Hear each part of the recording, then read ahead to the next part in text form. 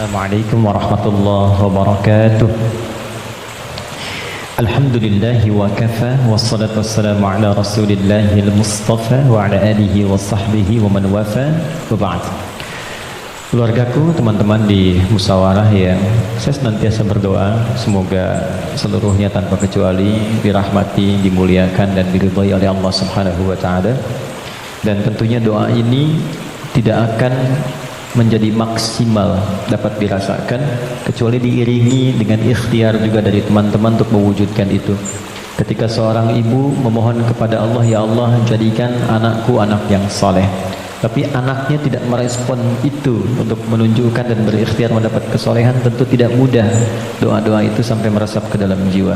Karena itu sekali lagi mudah-mudahan apa yang seringkali kami mohonkan pada Allah Subhanahu wa taala ada kekuatan dan keyakinan dari teman-teman juga untuk menjemputnya, sehingga menjadikan kehidupan dan ranah yang kita pijak dalam pekerjaan profesi apapun menjadi bernilai dan membahagiakan baik di dunia ataupun di akhirat. Baiklah, hari ini kita belajar sesuatu yang sangat penting sekali, dan ini bila mampu kita olah dengan baik akan menghadirkan puncak kebahagiaan tertinggi. Dan seringkali masalah yang dirasakan oleh setiap orang sumbernya atau puncaknya dari titik ini. Kita akan belajar tentang nafsu. Nafsu, sering dengar ya, nafsu, tapi barangkali kita akan olah itu dari pendekatan Al-Quran. Bagaimana nafsu itu diterangkan, seperti apa mengelolanya, dan bagaimana cara mengimplementasikan dalam kehidupannya. Kita bagi dalam 2 sesi, barangkali nanti kita akan ada pemaparan dan kita diskusi untuk mendalami apa yang mungkin kita bisa diskusikan. Bismillahirrahmanirrahim.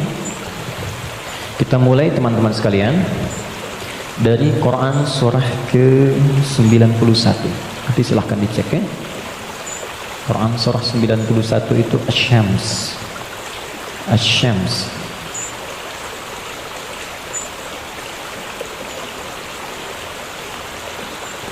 Ayat 7 sampai 10. Oke, pelan-pelan. Wa nafsin wa ma sawwaha fa'alhamaha fujuraha wa taqwaha. Ini butuh fokus agak dalam karena memang pembahasannya cukup detil, tapi saya berusaha menyederhanakan yang mampu bisa kita pahami. Wa nafsi wa ma sawwaha, dan demi nafs. Nafs diterjemahkan dengan jiwa. Wa ma sawwaha, yang telah dengan keagunganku aku sempurnakan penciptaan dan fungsinya. Fa'alhamaha fujuraha wa taqwaha, maka demi menyempurnakan fungsi nafas ini ditanamkanlah 2 potensi, dan ini akan mengendalikan semua perilaku kita dari ujung kepala sampai ujung kaki. Kuncinya ada di sini. Apakah pandangan ini akan baik atau mengarah kepada yang kurang elok? Perintahnya ada di sini. Baik, demikian seterusnya. Fa'alhamaha fujuraha, ini fujur, wa taqwaha, ini taqwa. Qad aflaha man zakkaha, setiap orang yang mampu menjadikan kendali hidupnya bersumber dari potensi takwanya, maka seluruh perilaku hidupnya dari ujung kepala sampai ujung kaki akan mengantarkan dia pada kesuksesan dan kebahagiaan dari semua aspek kegiatan yang ia lakukan dalam hidup. Ini jaminan dari Allah. Jadi apapun yang Anda lakukan, Anda kerjakan, pekerjaan apapun yang sekarang sedang diikhtiarkan, itu akan cenderung terdorong mendekat kepada kebahagiaan dan kesuksesan jika patokan dalam mengendalikan itu semua bermuara dari sini. Wa qad khaba man dassaha, tapi bila yang digunakan sebagai acuannya adalah yang fujur, maka ini akan cenderung mengantarkan pada nestapa kehidupan. Tingkat yang paling rendah, khaba itu tingkat yang paling rendah, mendapatkan celaan, hinaan, cacian, macam-macam, bahkan sebelum berpulang. Ya, yang tidak paling menyenangkan itu hidupnya dicela, wafat dicaci, pulang ke akhirat disiksa. Dan itu yang tidak paling mengenakan dalam kehidupan. Nah, sekarang dari satu surah ini, dari ayat 7 sampai 10, kita ingin dalami lebih kuat, dan pendalaman ini menuntut kita untuk lebih fokus karena ini kaitan dengan diri kita sendiri. Apa itu nafas? Itu dulu. Nafas itu apa? Jiwa itu apa? Tempatnya di mana? Seperti apa yang kita rasakan pengaruhnya dalam hidup? Kita pindah dulu ke Quran surah 15 Al-Hijr ayat 28 sampai dengan ayat 30. Quran surah 15 ayat 28 sampai 30. Pelan-pelan. Wa idh qala rabbuka lil malaikati inni khaliqun basyara. Dan ingat, kalau ada idh itu maknanya 3. Ingat, pahami, renungkan. Jadi kalau kita membaca Quran dibuka dengan idh, diingatkan kita oleh Allah, ingat ya, pahami apa yang akan kau baca ini, lalu renungkan itu pada dirimu yang paling dalam. Wa idh qala rabbuka lil malaikati, pahami, ingat, renungkan ketika Allah berfirman pada malaikat, inni khaliqun basyara, aku akan mencipta makhluk baru yang bukan malaikat, yang bukan jin. Jadi sebelum Allah mencipta kita manusia disebut dengan basyar di sini, maka sudah ada malaikat dan jin terlebih dahulu. Urutannya, malaikat dulu diciptakan dari cahaya, nur, lalu jin diciptakan dari api, nar. Ya, baru kemudian kita manusia, basyar. Karena itu ayat manusia 28, ayat tentang jinnya 27-nya. Jadi kalau Anda lihat ayat 27 di Quran surah 15, wal janna khalaqnahu ya min qablu min naris samum. Sebelum manusia ada jin dulu rupanya yang diciptakan. Nanti jin ini sebagiannya ada yang tinggal nanti dengan malaikat di alam langit, tapi di alam tersendiri dari 7 lapis itu dia tidak sampai ke bagian atas.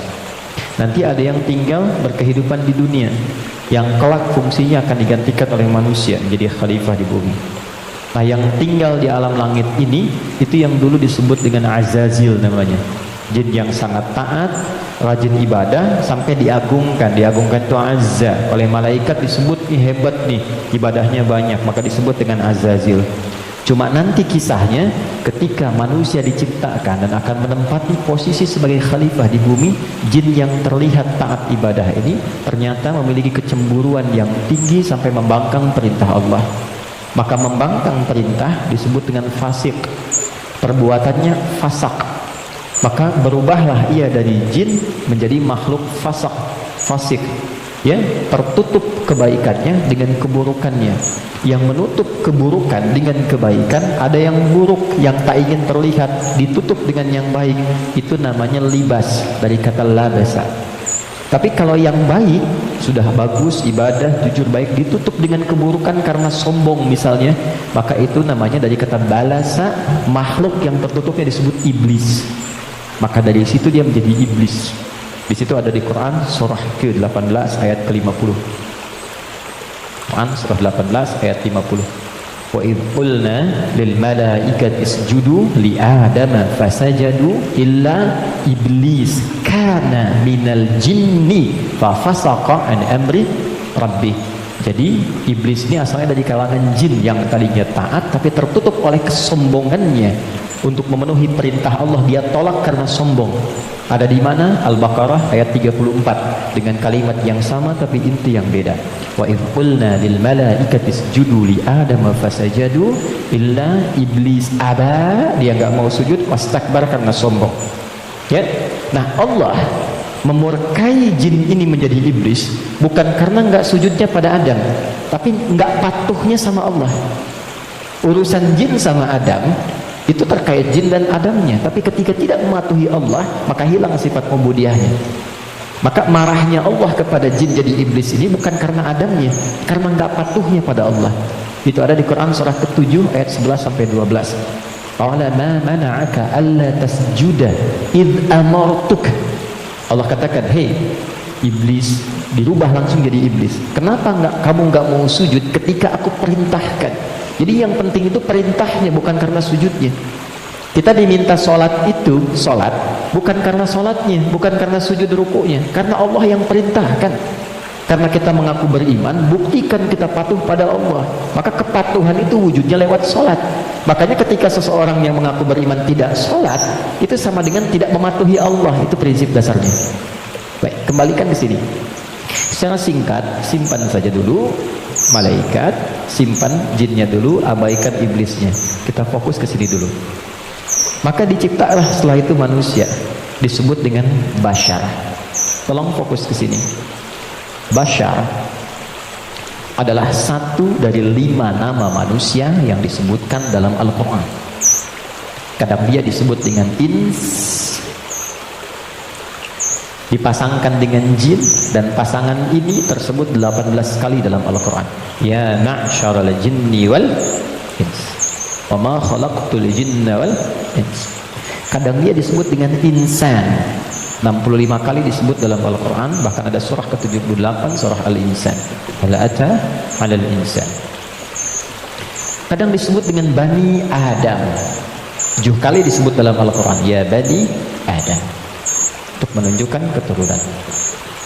Kadang disebut dengan Nas, An-Nas, 241 kali disebutkan dalam Al-Quran. Dan ada surah ke-114, surah bagi semua umat Islam paling favorit di muka bumi. Qul a'udzu birabbin nas. 5 nama. Uniknya, setiap nama dalam Al-Quran menunjukkan fungsi tersendiri bagi kegiatan manusia.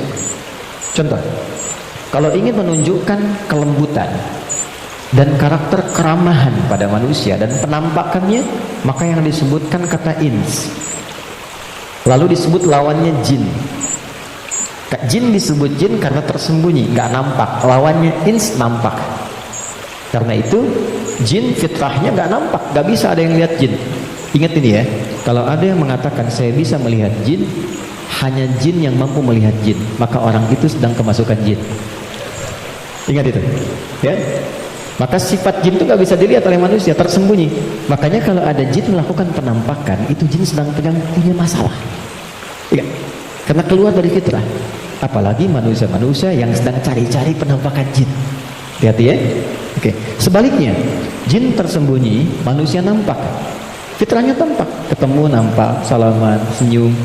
Jadi kalau ada manusia yang suka sembunyi-sembunyi, suami pulang ke rumah sembunyi-sembunyi, ada pintu depan, dia naik lewat jendela, dia buka WA istri, ambil handphone suami, sembunyi-sembunyi, cek dan sebagainya. Ini menunjukkan bahwa suami itu sedang bukan menjadi jin, sedang ada masalah. Gampangnya begitu. Biasanya papasan enak, sekarang cari jalan lain, itu pasti sedang punya masalah. Itu fitrah ya. Yang kedua, jin kasar, karena itu disebut jin, manusia lembut. Karena itu tampilan karakternya selalu lahir sifat kasar. Nggak ada orang misalnya maaf kemasukan jin jadi lembut, nggak ada. Mas Dude izin pengen ikut kajian, sedang kemasukan jin, itu mustahil. Biasanya dia meracau. Nah manusia itu karakternya lembut. Makanya saking lembutnya Allah tanamkan kecintaan kepada anak yang baru dilahirkan, anak siapapun itu. Orang pasti senang, pengen gendong, pengen cium dan sebagainya. Pertanyaannya, kenapa kok tiba-tiba kata-katanya bisa menjadi kasar? Perilakunya kok jadi keras? Padahal ketika lahir dia dalam keadaan baik. Maka nanti babnya tersendiri, ada bab tentang lingkungan, bab tentang orang tua, perhatian dari saudara-saudarinya. Kullu mauludin yuladu 'alal fitrah fa'abawahu. Lingkungan, bisa orang tua, bisa teman, bisa sekolah dan sebagainya. Oke. Insan tidak disebutkan kecuali menunjuk pada manusia yang terkait dengan totalitas aktivitasnya dari bangun tidur sampai tidur lagi. Jadi, kalau Anda menginginkan belajar tentang manusia dari sudut pandang akhlak, pelajari kata ins. Kalau Anda ingin belajar tentang manusia yang menata kurikulum hidupnya, Apa yang harus dilakukan saat bangun? Bagaimana menata hidup dengan panduan-panduannya? Anda mau jadi apapun silahkan. Nanti di Quran ada panduannya. Dari bangun tidur sampai tidur lagi. Keluarkan semua kata insan dalam Al-Quran. 3.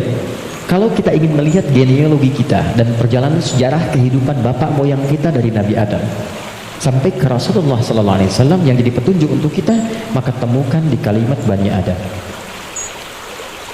Jika Anda ingin belajar tentang bagaimana membangun hubungan yang baik secara sosial dengan teman, dengan lingkungan, dengan tetangga dan sebagainya, maka keluarkan semua kata nas dalam Al-Quran. Tapi kalau Anda ingin belajar tentang menata nafsu yang ada dalam jiwa setiap manusia, maka keluarkan kata bashar dalam Al-Quran. Disebutkan sebanyak 35 kali dalam bentuk tunggal dan sekali dalam bentuk dual. Nah, ketika Allah menyampaikan pertama kali penciptaan manusia, yang disebutkan kalimatnya bashar. Wa idh qala rabbuka lil malaikati inni khaliqun bashara. Bukan ins, bukan insan, bukan bani adam, bukan annas, bashar. Apa tahapan penciptaannya? Ini intinya. Wa idh qala rabbuka lil malaikati inni khaliqun basharan min salsalin min hama'in masnun fa idza sawaituhu. Satu, membentuk manusia, mencipta manusia ada dua tahapan kata Allah. Pertama fisiknya dulu. Maaf, ini secara teori dulu ya. Fisiknya dulu. Jadi yang dibentuk berproses, fisik nanti berlangsung selama 4 bulan dalam kandungan. Ini detailnya ditemukan. Misal di Quran surah ke-22 Al-Hajj di ayat yang kelima, atau di Quran surah ke-23 Al-Mu'minun dari ayat ke misalnya 11 sampai dengan 15. Hadisnya di Al-Arba'in An-Nawawiyah nomor hadis yang keempat. Contoh, saya cepat bacakan. Inna ahadakum yujma'u fi batni ummihi arba'ina yawman nutfah. Setiap anak cucu Adam sebelum terlahir dari rahim ibundanya akan mengalami proses selama 40 hari pertama pertemuan spermatozoa dengan ovum, proses. Thumma yakunu mithla dzalika 'alaqah. 40 hari yang kedua membentuk zigot yang mulai menempel di dinding rahim, mulai berproses. Thumma yakunu mithla dzalika mudghah. 40 hari ketiga berbentuk mulai ada daging keratan, mudghah. Sekarang di kurikulum kedokteran di fase modul awal, namanya modul tumbang, tumbuh kembang, itu sama, diksinya sama, menggunakan kata mudghah. Pernah ada anak dari UIN kedokteran datang ke saya, Ustaz saya minta belajar. Saya bilang, Anda dari mana? Kedokteran. Berikan dulu semua modul Anda ke saya untuk saya pelajari dan saya belajar dari Anda, baru kemudian Anda boleh belajar dari saya. Maka saya temukan di antara modulnya ada kata mudghah di dalamnya. Baik, itu usia 4 bulan 40 hari ketiga. 40 kali 3 120 hari 4 bulan. Thumma yursalu ilaihil malak fayanfukhu fihi ruh. Ini poinnya. Di usia 4 bulan ini barulah diperintahkan oleh Allah ditiupkan roh.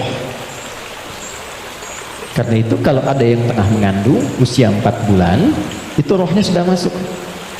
Tadi ya? Dan di situ nanti ada tuntunan bagaimana mendidik anak sejak dalam masa kandungan. Kami pernah share ini di hari Quran dan dipraktekkan. Alhamdulillah begitu anaknya mulai bicara yang keluar Quran. Dan setelah itu dicek kemudian oleh ustadz yang mengecek, ternyata telah hafal Quran 30 juz. Dalam baru bicaranya itu. Lalu diurutkan 3 tahun usia hafalan, 3 tahun usianya hafal Quran 30 juz. Di antara amalannya Quran surah ke-7 ayat 189. Falamma taghasyaha hamalat hamlan khafifah famarrat bi, sampai ke ujung ayatnya, da'amallaha rabbahuma la in ataitana salihah lanakunanna minasyakirin. Jadi kalau ada yang sedang mengandung, di antara sunnah membacakan untuk anak itu suami istri. Bukan hanya istri saja, suami saja. Suami istri berdoa, itu doanya ada di Quran surah 7 ayat 189. Satu ayat ini saja. Ya, secara singkat. Saya agak cepat. Roh ditiupkan. Nah, roh ini sumber kehidupan. Saya mau tanya begini, maaf ya, ini saya sederhanakan sekali. Kalau roh sumbernya dari mana? Halo? Roh sumbernya dari mana? Allah. Oke? Baik. Sumbernya dari Allah. Tahu dari mana? Quran surah ke-17 ayat 85. Wa yas'alunaka 'anir ruh qulir ruhu min amri rabbi. Karena roh sumber kehidupan langsung yang ditiupkan pada fisik. Jadi generator kehidupannya di sini. Kalau nggak ada roh nggak akan bergerak ini. Makanya orang meninggal dicabut rohnya sudah nggak bisa bergerak lagi. Nah, sumber roh itu sumber kehidupan dari Allah. Baik, sekarang saya tanya, kalau Allah maha baik tidak? Ada aibnya tidak? Ada cacatnya tidak? Lihat, kumpulan semua kebaikan jika dikumpulkan, jujur, sabar, misalnya kan, kalau kita kumpulkan sifat-sifat baik itu semuanya itu akumulasinya disebut dengan takwa namanya.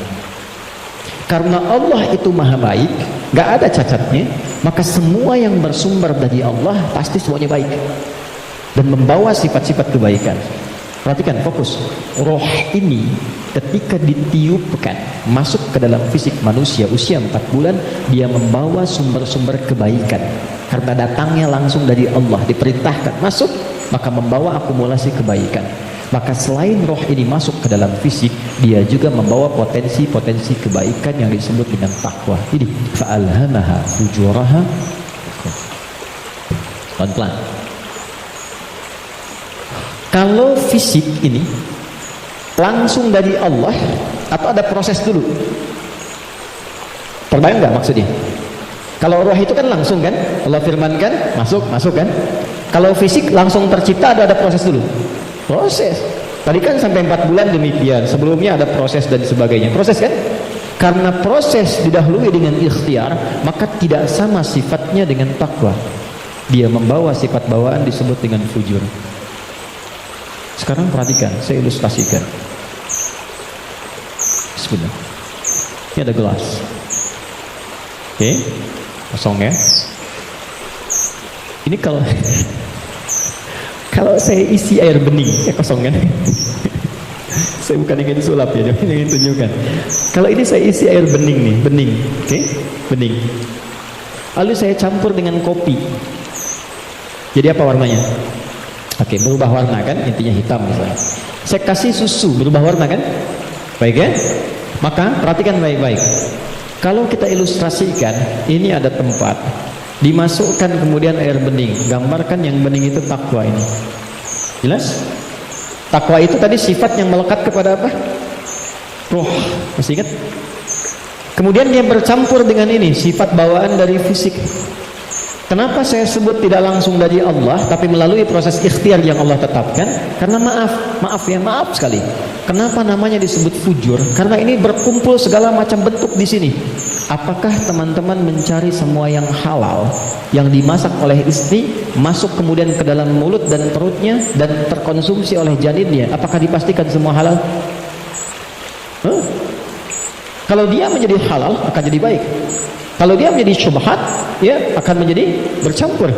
Kalau dia dari yang haram akan menjadi kotor. Karena itu yang bersumber di fisik disebut dengan fujur, yang ini pasti baik. Tadi saya katakan, kalau campurannya susu, bening, bagus, nyaman. Tapi kalau campurannya kotor, lumpur dan sebagainya, maka jadi bermasalah. Maka jangan pernah membawa sesuatu yang haram dibawa ke rumah, apalagi dikonsumsi anggota keluarga. Karena itu pasti akan merusak dan berpengaruh pada karakter. Karena masuknya ke sini. Itu pasti tuh, pasti. Pernah ada riset begini, ini saya langsung lakukan. Saya baru pulang dari Tripoli, mengajar di satu tempat di Bekasi. Kemudian tiba-tiba ada anak yang tidak biasa. Ini menarik ini. Anaknya unik sekali. Tapi ibunya salihah. Rajin, bapaknya salihah. Bapaknya salih, ibunya salihah. Jadi rajin ke majelis ilmu dan anaknya unik. Nah, kadar Allah, alhamdulillah, bertahan dengan kami itu sampai selesai belajar. Ibunya tiba-tiba datang, alhamdulillah Ustaz, katanya, anak saya bisa bertahan. Kenapa Bu? Tidak pernah dia bisa bertahan di satu tempat, baik di pengajian apalagi di sekolah, kecuali setelah 5 menit gurunya akan datang mengantarkan dia kepada saya, mohon dibawa pulang karena kami tak sanggup mengajarinya lagi. Nah, tanpa saya tanya, ibunya cerita, Ustadz izin konsultasi, sebetulnya ini saya adopsi karena dulu kami mencoba menyelamatkan, saya bekerja sama dengan kawan saya yang public figure juga perempuan, menyelamatkan 2 anak kembar dari perilaku orang tua yang ayahnya pencuri, ibunya suka mabuk. Jadi begitu sedang mengandung, ibunya masih minum minuman yang diharamkan itu, maka itu berpengaruh kepada janinnya, lahir ia. Nah, mengeluarkan itu nggak mudah tuh, karena sudah menjadi daging. Maka harus disupport lagi dengan yang halal, ditanamkan lagi yang baik-baik supaya keluar itu. Nanti ada tahap yang ringan, tahap yang menengah, tahap yang paling susah. Tapi itu semua ada caranya untuk mengembalikan. Yang ingin saya gambarkan adalah, hati-hati, kita ilmiah sekali hari ini. Ini bawaan dari gabungan fisik sifatnya fujur, yang ini roh membawa sifat takwa. Karena takwa yang bening bercampur dengan fujur, maka merubah keadaan roh. Yang tadinya murni seperti biasa, karena roh membawa sifat takwa, nyampur jadi ini, bercampur dengan fujur, maka merubah nama roh kemudian menjadi nafas. Pelan-pelan, pelan-pelan. Kalau roh saja yang dibawa sifat takwa, udah pasti baik tuh. Tapi karena dia bercampur dengan ini, yang bahannya banyak tuh, ya, dan sifat fujur, maka berubah nanti dari sifat yang takwa ini bercampur dengan fujur, merubah nama roh saat masuk ke dalam tubuh, berubah menjadi nafas. Dari sini diserap ke dalam bahasa Indonesia menjadi nafas. Ya, maka dikatakan seseorang bisa bernafas ketika rohnya masuk. Tapi dalam keterangan Al-Quran bukan cuma bisa nafas, di situ akan tergabung takwa, potensi yang dibawa oleh roh sebagai sumber kebaikan. Di sini ada fujur, potensi yang dibawa oleh fisik, ya, yang kadang-kadang menjadi lawan daripada sifat kebaikan. Baik, cepat. Sampai di sini bisa dipahami? Artinya apa? Artinya, maaf, di dalam diri kita ini, siapapun manusianya, pasti ada potensi kebaikan. Itu sifat dasar manusia, itu baik. Itu sifat dasarnya. Nggak ada yang nggak baik. Makanya, maaf, sepencuri-pencurinya pencuri, sebetulnya hatinya menolak. Ketika akan mencuri, pasti hatinya menolak itu. Itu salah. Karena itu pencuri nggak mau dicuri. Coba kalau 3 orang mencuri, yang satu misalnya menyembunyikan hasil curiannya, maka bosnya akan berkata, maling kamu. Padahal mereka baru maling gitu kan? Ya? Oke, pelan-pelan ya. Jadi singkatnya, di dalam diri kita terkumpul semua potensi kebaikan yang dibawa oleh roh. Dan saat yang bersamaan ada potensi yang dibawa oleh fujur dari fisik. Ada di sini, ini lawannya. Nah, yang menarik begini, yang menarik, ini potensi takwa ini akumulasi semua kebaikan, kita sebut dengan sumber positif gini. Yang ini didesain oleh Allah sebagai lawannya, kita sebut kutub negatif begini, fujur. Pelan-pelan ya. Dan ini sudah menjadi hikmah kehidupan. Apapun yang bisa bergerak akan selalu ditemukan positif dan negatif. Anda beli robot-robotan pakai baterai, pasti ada kutub positif dan negatif kan? Ya kan? Proton dan neutron. Dalam proton nanti ada neuron dan macam-macam, ada partikel, ada atom dan sebagainya. Jelas ya? Ini semua hukumnya sudah begitu. Ini hukum kehidupan. Tapi kaitan dengan diri kita, ini yang harus kita sadari. Saya turunkan ke sini untuk lebih mudah. Nafas. Di sini ada takwa. Semua kumpulan sifat baik, jujur, rendah hati, kemudian sabar, dan seterusnya. Saat yang bersamaan, di sini ada lawannya, sifat fujur. Jadi kalau teman-teman di sini menemukan jujur, di sifat fujur itu ada dusta. Kalau di sini ada rendah hati, di sini ada sombong. Kalau di sini ada sabar, di sini ada sifat amarah yang berlebihan, pemarah. Nah, kita mesti menyadari setiap manusia itu punya potensi jujur, tapi saat yang bersamaan punya potensi dusta. Dia punya potensi rendah hati, tapi saat yang bersamaan dia bisa sombong. Nah, yang paling menarik adalah bagaimana kita bisa mengendalikan ini sehingga yang keluarnya selalu yang baik. Dan yang ini bisa kita tutup, bisa kita tekan sehingga tidak muncul ke permukaan. Nah, inilah inti pembahasan kita yang akan kita turunkan. Saya ingin fokuskan betul pada apa yang akan saya terangkan saat ini. Jadi yang barusan muqaddimah ya. Sekarang kita mulai ke intinya. Saya ingin berikan penjelasan dari akarnya dulu supaya kita paham tentang diri kita. Jelas sampai di sini? Halo? Jelas ya? Oke. Yuk kita lihat. Kembali ke Quran surah Asy-Syams ayat 7 sampai 10. Wa nafsin wa ma sawaha, dan demi jiwa nafas yang telah aku sempurnakan, kata Allah penciptaannya. Fa'alhamaha fujuraha wa taqwaha, maka diilhamkan pada nafas ini ada dua yang seakan berlawanan, yaitu fujur dengan bawaan ini dan takwa sifat baik. Sekarang lihat rumusnya. Qad aflaha man zakkaha. Qad, saya berikan gramatikal bahasa Arab dulu. Qad harfut tahqiqin wa taukidin. Huruf tahqiq yang menjamin sesuatu, taukid yang menegaskan satu hukum. Cara menerjemahkannya, qad aflaha, aku jamin, kata Allah, dan aku tegaskan, orang yang mampu menata zakka, menata nafasnya dengan baik, maka hidupnya akan cenderung sukses dan bahagia apapun pekerjaannya. Baik, kalau Anda buka terjemahan, zakka itu diterjemahkan dengan menyucikannya. Qad aflaha man zakkaha, ini kuncinya. Jadi kalau kita ingin menata qalbu, menata nafas, maka caranya dengan zakka. Zakka menyuci. Saya tanya ke akhwatnya, teman-teman, kalau menyuci itu membuang bajunya atau kotorannya? Oke. Saya tanya ke teman-temannya Irfan yang pria. Sekali lagi saya pastikan, menyuci itu membuang bendanya atau menghilangkan kotorannya? Kotorannya. Baik, sekarang saya tanya pada semuanya, kalau tidak kotor, mungkin nggak dicuci? Huh? Halo? Kalau tidak kotor, mungkin nggak dicuci? Baik, baik. Sekali lagi, yang ketiga, yang terakhir. Jadi adanya kotor itu untuk menunjukkan yang bersih atau untuk mengotori pakaiannya? Ayo, bingung sekalian, nggak apa-apa.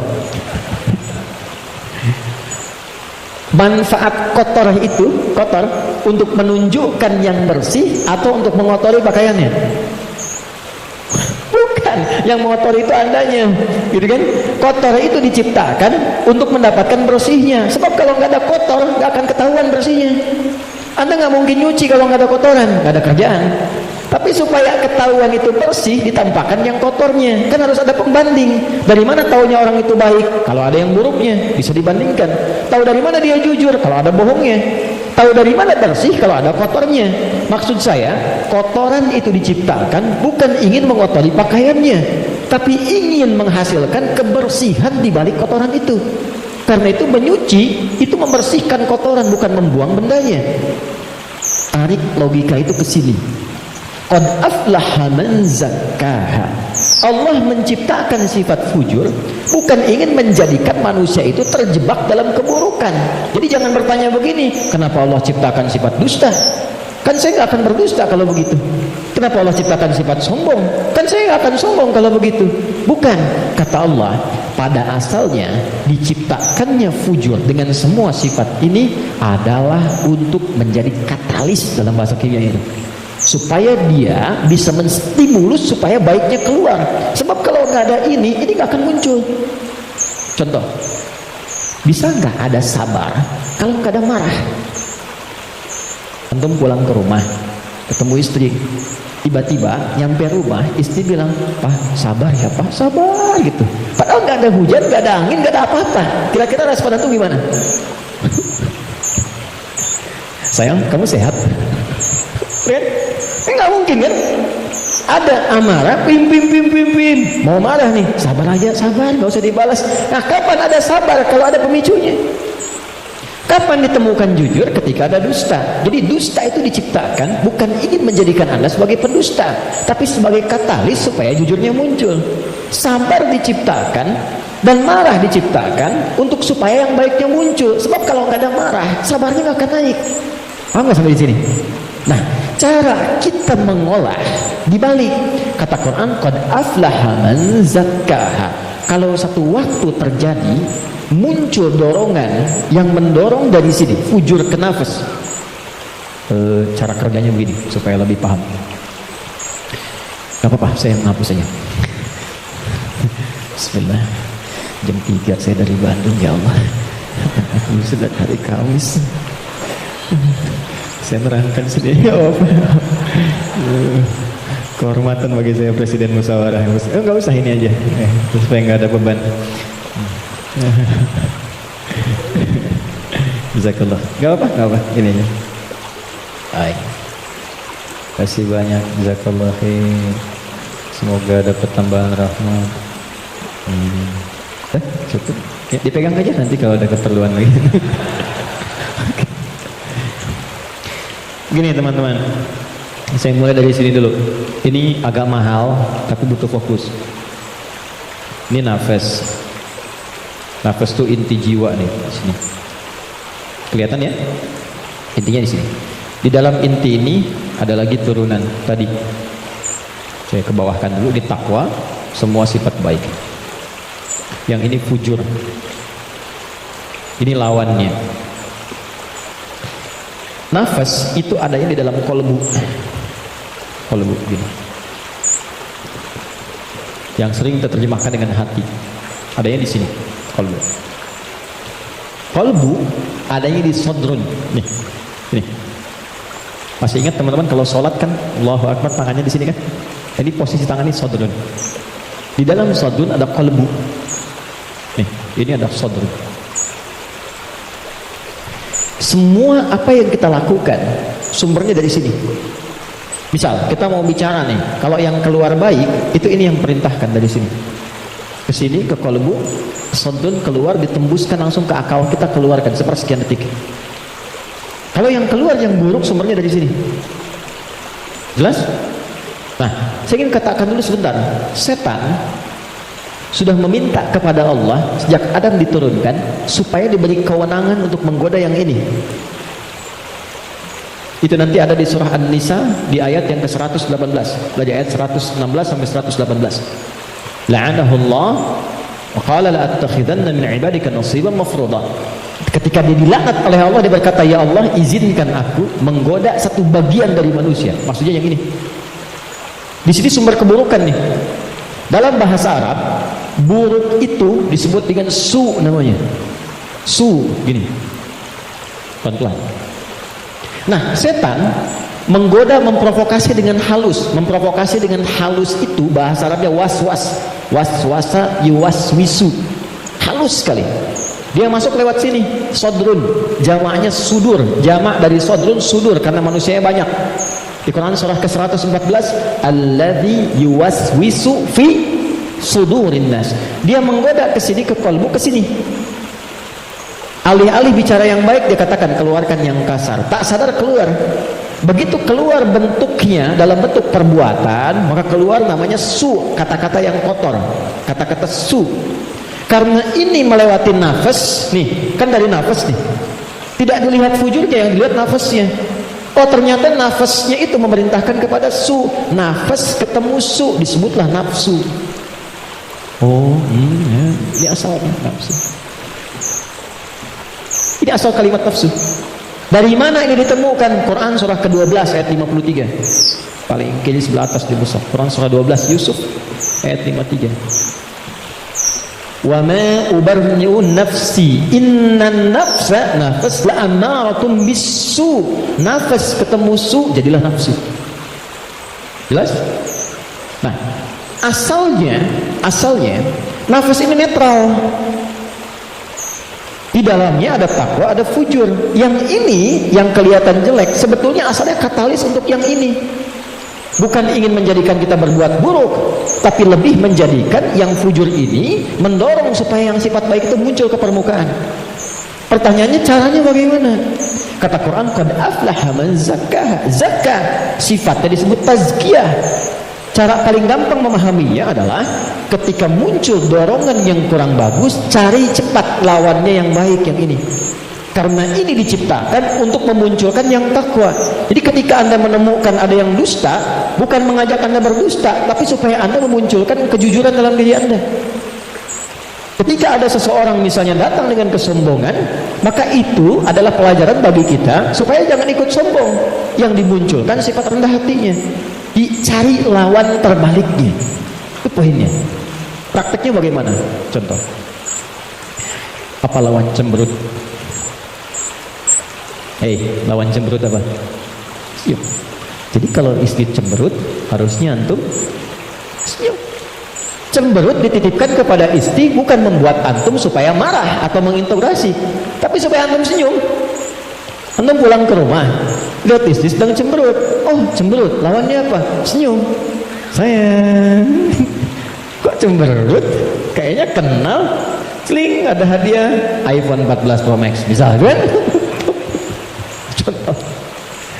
Dalam hidup itu simpel sebetulnya. Cari lawannya. Sedih, lawannya apa? Senang. Ketika ada seseorang sedih, cari apa yang bisa membuat dia senang. Ya, ketika seseorang misalnya sedang gelisah, cari ketenangan. Ketika ada seorang berbuat sombong, antum datang dengan kerendahan supaya mengajarkan dia kembali kepada sifat rendah hati. Kalau semua orang bisa melakukan semua ini, walaupun tidak mudah mengerjakannya, maka kata Allah, hidupnya akan cenderung bahagia. Itu asalnya. Tapi problemnya adalah di sini ada setan yang memberikan was-was supaya ini muncul dominan. Apa yang bisa mencegah dan menghambat setan supaya tidak menjadikan manusia dominan dengan sifat fujurnya dibanding takwanya? Sebelum sampai ke sana, saya ingin jeda dulu. Saya ingin simpulkan dulu konsep dasarnya.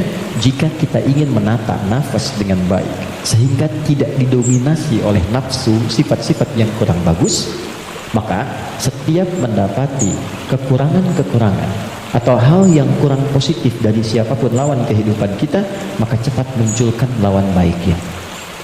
Kadang-kadang yang diuji bukan kita, yang diuji orang lain, tapi yang disasar hikmahnya kita. Itu namanya fitnah. Jadi fitnah itu tidak harus selalu tuduhan, bisa jadi ujian. Misal, inna min azwajikum wa auladikum, bahkan amwalikum fitnah. Kata Allah, anak-anak itu jadi fitnah. Maksudnya apa? Kadang-kadang di anak-anak ada aktivitas-aktivitas yang mungkin tidak ideal, yang orang sebut dengan nakal. Ya, padahal tidak ada anak yang nakal. Boleh jadi anak itu dibuat aktif supaya kreativitas orang tuanya makin muncul. Jadi ketika Anda melihat anak-anak punya ekspresi tersendiri, lihat dulu dari yang kurang bagus itu apa yang dimunculkan yang baik supaya keluar. Itu caranya. Sama dengan begini, itu ada kejadian di Cianjur, musibah. Bagi warga Cianjur yang terkena, itu bala namanya, ibtila, ujian langsung yang dialami. Bagi kita itu fitnah, ujian yang diberikan ke sana, tapi hikmahnya menyentuh diri kita. Ada nggak yang terpanggil untuk datang? Betul nggak orang beriman saling merasakan? Betul nggak titipan harta itu benar-benar untuk berbagi dan sebagainya? Maka diberikan ujiannya di sana. Mungkin yang wafat di sana masuk kategori syahid akhirat, karena di antara syahid itu kan tertimpa pembangunan, meninggal dia syahid. Kita wafat bagaimana? Maka disentuh untuk datang. Kami ke sana bangun posko, lihat teman-teman, maaf ya, ini pelajaran besar ya. Mohon kalau kurang berkenan, mohon saya dimaafkan dengan kalimat ini. Demi Allah saya katakan, rumah yang mewah sampai yang biasa hancur. Dan yang paling menarik bukan itu. Yang paling menarik hati kita untuk merenungkan, bahkan rumah yang masih bertahan pun dan masuk kategori mewah, tidak ada yang berani penghuninya untuk datang ke tempat itu. Dia lebih memilih mengungsi atau tinggal di tenda-tenda yang bahkan jauh dari kata layak. Pertanyaan saya, jadi yang selama ini dikumpulkan kerja keras siang dan malam, jadilah sesuatu yang mewah itu, kendaraan yang hebat itu, lalu untuk apa kalau tidak digunakan dan dinikmati ketika Allah memudah membalik itu dalam sepersekian detik? Maka saya ingin katakan pada teman-teman, jangan sampai terjadi dalam satu masa, dalam satu waktu sudah kerja, lelah, capek dan sebagainya, tapi karena hubungan yang jauh dari Allah atau karena sebab tertentu justru berbalik nikmat itu menjadi sesuatu yang bahkan tidak bisa dinikmati secara langsung. Itu pesan pertama. Tapi jangan disimpulkan bahwa di sana ada maksiat dan sebagainya, tidak ke situ arahnya. Boleh jadi mereka ditetapkan oleh Allah untuk mendapatkan kemuliaan karena datang keluarga-keluarga besar membawa sesuatu yang bahkan belum pernah mereka lihat sebelumnya, yang gak pernah makan, menemukan makanan-makanan yang mungkin menurut kita enak dan layak, yang merasakan perhatian, merasakan bantuan-bantuan, kenal saudaranya, yang gak ada masjid dibangunkan masjid lagi, yang wafatnya syahid. Kita siapa? Dan bagaimana cara kita kembali pada Allah Subhanahu wa Ta'ala? Nah, itu fitnah. Ujiannya di sana yang merespon kita di sini. Terkadang adanya pada tetangga kita. Tetangga yang sakit dibuat sakit bukan karena ingin menjadikan dia sakit. Boleh jadi Allah ingin menguji Anda sebagai tetangganya, sikapnya bagaimana. Kita cara melihatnya. Tetangga Anda ada kekurangan, mudah bagi Allah menjadikan dia kaya. Tapi Allah titipkan kepada Anda tetangganya supaya Anda merespon harta yang Allah titipkan untuk berbagi. Contoh lain, Anda sudah ke masjid, Anda punya tetangga belum mau ke masjid, dijadikan ia menjadi tetangga Anda bukan untuk Anda caci atau Anda katakan tuh saya punya tetangga nggak pernah ke masjid, bukan. Boleh jadi Anda ditempatkan di situ sehingga mendapat bagian dari dakwah untuk mendoakan dia supaya ke masjid. Ada orang bertanya, saya tanya begini, satu jamaah, apa hukumnya ada tetangga masjid tinggal di samping masjid 5 meter jaraknya dari masjid, bahkan toa masjid menghadap ke rumahnya begini, tapi dia belum mau ke masjid? Oh, jawabannya beragam. Dosa Ustaz, haram Ustaz. Ada yang bilang bakar rumahnya. Hukumnya ajak dia ke masjid. Hukumnya ajak dia ke masjid. Ini sederhana, tipis bahasannya, tapi kalau kita praktekkan dalam kehidupan di rumah tangga, suami dengan istri, dengan anak, anak dengan ayah, dengan ibu, ini dibawa. Kita datang ke ibu sedang cemberut, buat beliau tersenyum. Lihat pasangan sedang gelisah, buat dia lebih tenang. Lihat anak sedang menangis, buat dia tertawa. Nabi SAW kedatangan seseorang menyampaikan, ya Rasulullah, si fulan berjuang fi sabilillah, ikut ke medan perang, tapi ibunya menangis. Dipanggil oleh Nabi anak itu, katakan, irja, pulang kamu, bikin ibumu tertawa seperti engkau membuatnya telah menangis. Ini konsepnya sederhana, tapi kalau kita bisa mengendalikan itu dalam kehidupan, maka kebahagiaan akan nampak di depan mata. Setidaknya itu kata Al-Quran. Oke, saya berhenti sejenak, kita dialog dulu. Nanti setelah itu saya akan sempurnakan tentang provokasi setan dan bagaimana mencegahnya. Ada yang mau ditanyakan? Saya perkenankan. Halo, kenapa menjadi diam mungkin? Ada yang mau bertanya? Atau saya teruskan dulu? Setelah itu baru kita bebas berdiskusi. Baik ya? Baik. Tidak mudah untuk dilakukan sikap seperti itu, mudah disampaikan tapi tidak mudah dikatakan. Sama ustadz juga begitu. Sama saja, godaannya sama, mau ustadz mau bukan sama. Makanya jarang ada ustadz ceramah bawa istrinya. Baik. Ini live gak ya? Oke, aman ya. Baik, saya kembalikan di sini. Kenapa? Karena sama, ada setannya. Ini poinnya. Ada setannya. Ini yang sudah berjanji kepada Allah, berkomitmen maksudnya. Pokoknya selama manusia hidup, siapapun itu dan apapun statusnya, dia pasti memberikan waswas, menggoda lewat sini supaya ini ditekan. Ya, supaya takwanya ditekan, yang naik yang ini, yang buruk-buruknya. Maka bagaimana cara mencegah godaan-godaan setan itu sehingga kita manusia tidak terbawa dalam nuansa provokasi setan, sehingga bertransformasi dari pribadi yang lembut ini berubah menjadi pribadi yang kasar, yang kotor tindakannya dan sebagainya.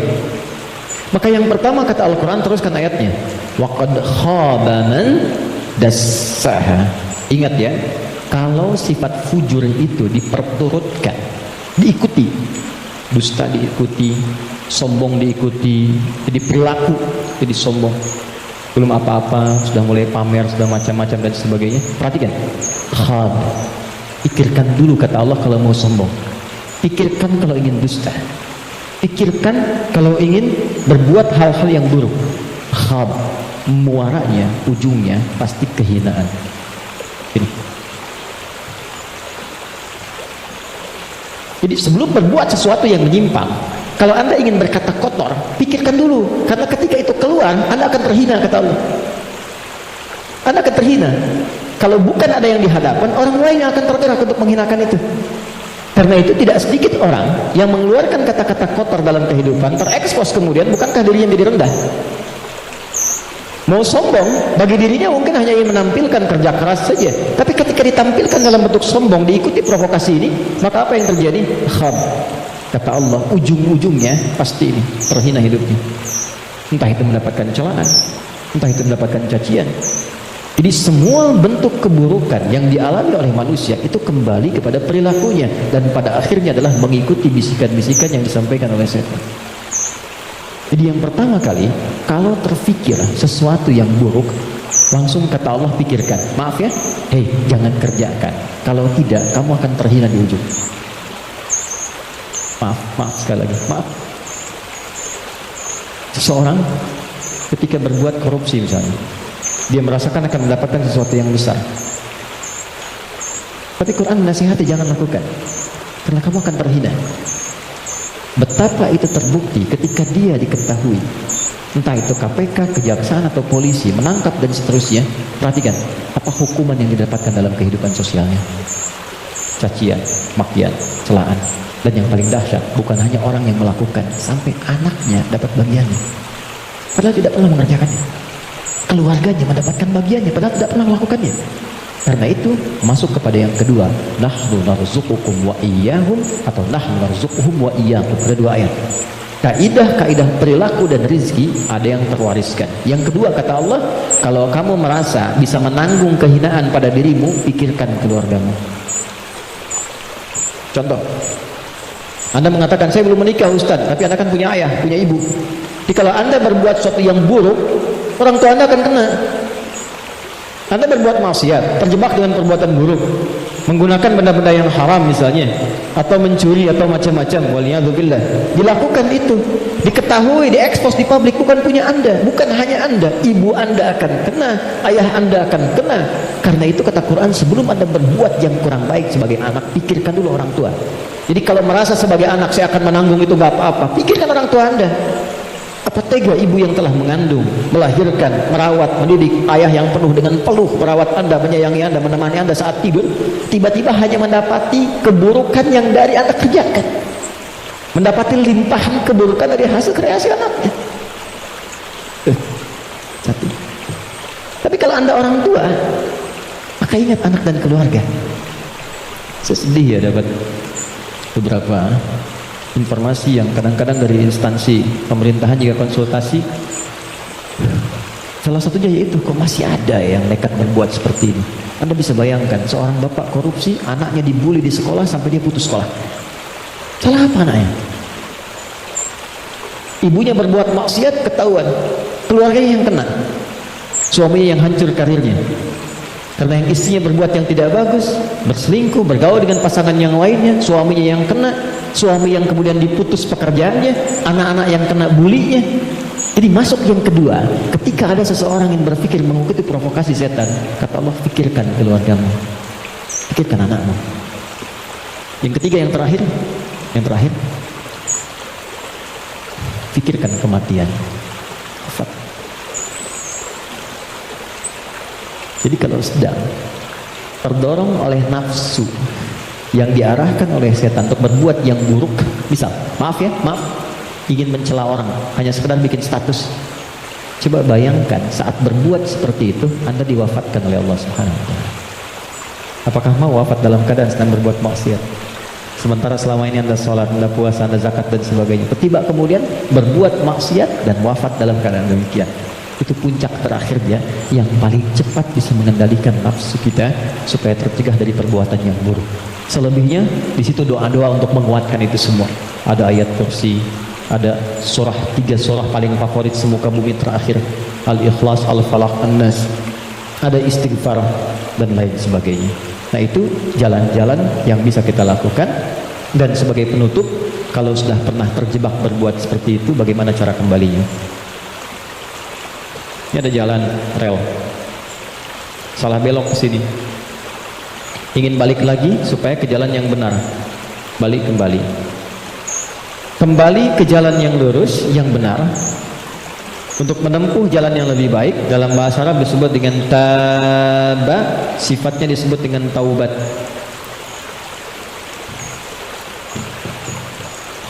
Maka muncullah ayat taubat.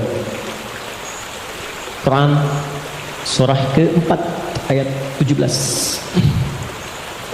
Quran surah ke-4 ayat 17. Saya berhenti dan berakhir di sini. Ada? Innamat taubatu 'ala Allahi lil ladzina ya'maluna as-su'a bi jahalatin thumma yatubuna min qarib. Masih ingat teman-teman, kalau perbuatan dari nafsu jadi wujud perbuatan, maka disebut apa namanya? Perbuatannya disebut apa? Masih ingat gak? Kalau lupa suka nggak ingat tuh. Masih ingat kan? Kan? Oke. Sekarang di ayat itu, innamat taubatu 'alallahi lilladzina ya'maluna su'. Kata Allah, kalau ada yang pernah terjebak berbuat buruk dalam hidup, kata-katanya keluar kotor, tindakannya nggak bagus, hartanya didapatkan dari jalan yang tidak baik misalnya, terus dia ingin merubah itu, dia merasa saya diprovokasi oleh setan, terjebak oleh nafsu, pengen berubah, pengen menghilangkan itu semua, maka apa yang harus dilakukan? Tsumma yatubuna min qarib. Ini yang indah nih, bab ini yang paling penting. Fokus baik-baik, ini yang paling penting dan ini yang paling dahsyat yang bisa kita dapati saat ini. Tsumma yatubuna min qarib. Ini kalimatnya. Enggak perlu dihapus dulu, biarkan dulu saja. Nih, teman-teman begini. Kemudian saat dia sadar itu salah, dia bergegas ingin segera memperbaiki. Kalimat ini menjadi mahal karena ada informasi di dalamnya dan ini rahasia. Mohon dijadikan antara kita saja di hari ini. Perhatikan kalimatnya. Pernyataan. Maaf. Seburuk-buruknya perbuatan yang pernah dikerjakan oleh manusia, rahmat Allah menjadikan setiap manusia itu selalu mendapat kesempatan cahaya untuk kembali. Karena itu, seburuk apapun perbuatan yang pernah dilakukan, pasti akan ada kilatan di hati kita yang mengingatkan, apa masih mau begini terus? Bisa nggak saya berubah? Pernah nggak merasakan itu? Ya, bisa nggak saya tahajud malam? Bisa nggak saya sholat? Sampai kapan saya mau begini? Nah, itu yang mahal.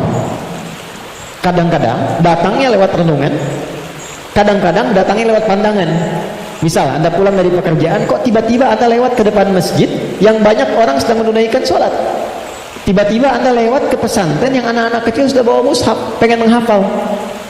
Sedang melihat kan? Pertanyaan saya, kok bisa Anda lewat situ padahal bisa melalui jalan yang lain? Itu kalau bukan sayang Allah, nggak mungkin diberikan demikian. Kadang-kadang lewat pendengaran, kadang-kadang pendengaran dan penglihatan. Pendengaran misal taklim di masjid, Masjid Raya Pondok Indah, atau misalnya RBJ di sini, suara keluar, Anda lewat situ. Begitu Anda lewat, terdengar kalimat bertobatlah kepada Allah sebelum kita semua wafat. Padahal kalimat itu ditujukan pada jamaah yang di dalam, tapi suaranya keluar, Anda yang dengar. Kok bisa Anda dengar itu? Kadang-kadang pendengaran dan penglihatan, Anda pengen lihat YouTube, ngecek yang lain, tapi yang keluar pengajian. Yang paling dahsyat jawaban dari pertanyaan Anda selama ini. Nah, itu yang dimaksudkan. Kalau Anda mengalami momentum seperti itu, kata Quran, cepat ambil. Karena Allah sedang memberikan kasihnya secara langsung tanpa campur tangan siapapun.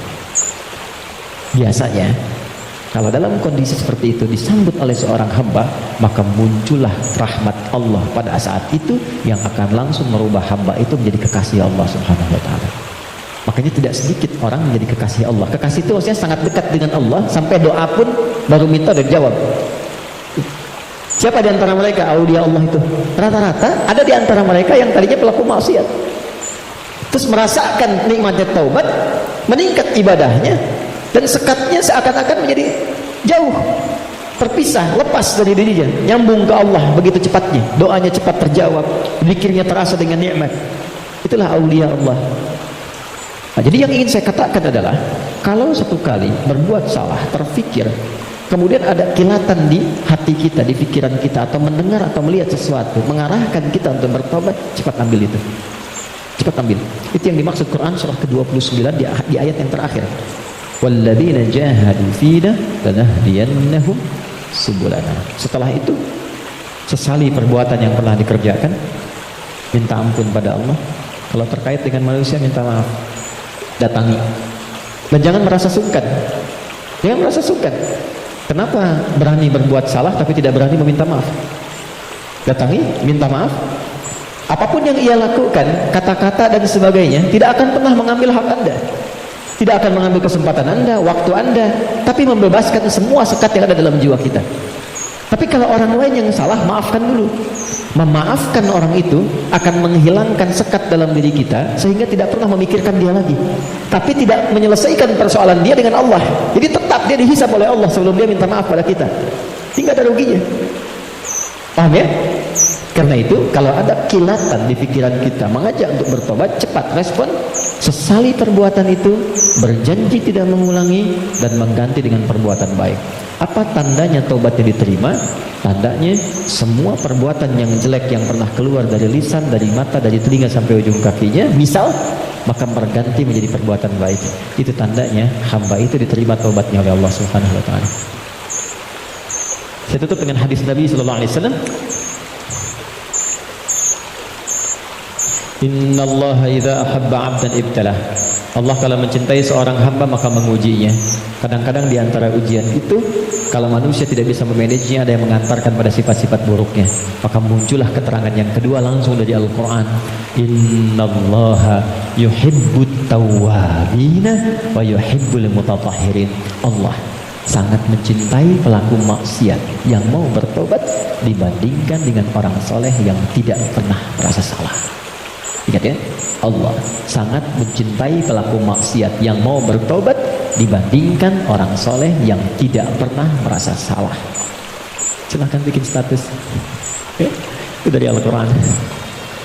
Oke ya, saya kira itu yang bisa saya sampaikan. Kita berdoa kepada Allah Subhanahu wa taala, mudah-mudahan doa kita bisa dikabulkan dan mendapatkan nilai kebaikan sisi Allah Subhanahu wa taala. Allahumma taqabbal minna innaka antas sami'ul alim wa tub 'alaina innaka antat tawwabur rahim. Allahumma arhamna ya arhamar rahimin. Ya Allah, mohon rahmati siapapun yang ada di ruangan ini atau yang mungkin bersama kami dalam kebaikan. Rabbana la tada' lana fi maqamina hadza wa fi kulli maqamin dhanban illa ghafartah. Ya Allah, mohon jangan biarkan ada satupun di antara kami yang hadir saat ini kecuali Engkau ampuni segala dosa-dosanya. Wala hamman illa farajtah. Jika ada yang merasakan kegelisahan, jangan biarkan dia pulang kecuali Engkau telah tenangkan keadaan hatinya. Wala asran illa yassartah. Jika ada yang mengalami kesulitan dalam hidupnya, maka mohon ya Allah ringankan dan hilangkan semua kesulitannya. Rabbana atina fid dunya hasanah wa fil akhirati hasanah wa qina adzaban nar. Wa sallallahu ala sayyidina Muhammad wa ala alihi wa sahbihi ajma'in. Wa akhiru da'wana alhamdulillahi rabbil alamin. Assalamualaikum warahmatullahi wabarakatuh.